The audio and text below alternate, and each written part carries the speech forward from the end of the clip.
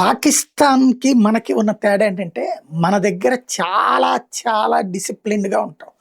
మన సైన్యాన్ని ప్రజల మీద వాడం. ఇప్పుడు మనకి మొన్న ఢిల్లీలో జరిగినా, లేపోతే ఇంకో చోట జరిగినా, పారామిలిటరీ బలగాలు వాడతాం గానీ, మన సైన్యాన్ని వాడం. శ్రీలంక, నేపాలు, బంగ్లాదేశుల్లో జరిగింది, అక్కడ ప్రజల మీద దాడులు చేసినటువంటి వ్యవహారాలకు సంబంధించి, కాల్పులు చేసిన వ్యవహారాలు మిలిటరీ. మిలిటరీని రంగంలోకి దించడం అంటే యుద్ధం చెయ్యటం. మన ప్రజల మీద మనం యుద్ధం చేయడం అనేటటువంటిది మన సంప్రదాయానికి, మన సంస్కృతికి, మన దేశ విధానానికి విరుద్ధం. అది కాంగ్రెస్ ఉన్నా, కమ్యూనిస్టులున్నా, బీజేపీ ఉన్నా ఎవరైనా ఆ నీతిని పాటిస్తున్నారు. అంటే కమ్యూనిస్టులు ప్రభుత్వంలో ఎప్పుడొచ్చారో అనొద్దు. ఇదివరకు నేషనల్ ఫ్రంట్, యునైటెడ్ ఫ్రంట్‌లో ఆళ్ళు కూడా భాగస్వాములు. కాబట్టి అన్నమాట.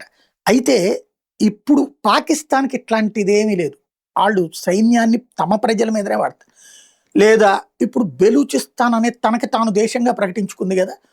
ఆ మధ్యనే రాజ్యాంగం కూడా రాసేసుకుంది కదా! ఇది నిన్నే చెప్పుకున్నాం కదా! పార్థసారథి పొట్లూరు గారికి సంబంధించిన కథనం కూడా చెప్పుకున్నాం కదా!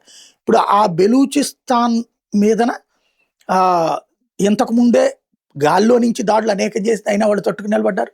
నేల మీద వెళ్లారు, రైల్లో వెళ్లారు. వెళ్ళిన ప్రతిసారి పేల్చవతల పడేశారు. 85% బెలూచిస్తాన్ బెలూచ్ రెబెల్స్ చేతిలో ఉంది. లేదా బెలూచ్ ఫ్రీడమ్ ఫైటర్స్ చేతిలో ఉంది.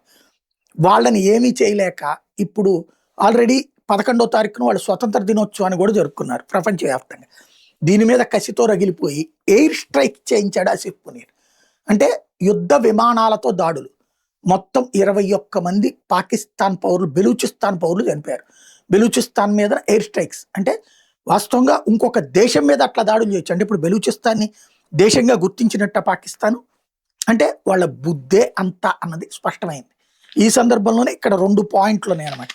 బెలూచిస్తాన్‌లో ఉన్నటువంటి సోరాబ్, గిదార్ ఈ 2 ప్రాంతాల మీదన కూడా విధ్వంసం సృష్టించి వదిలిపెట్టింది పాకిస్తాన్ సైన్యం.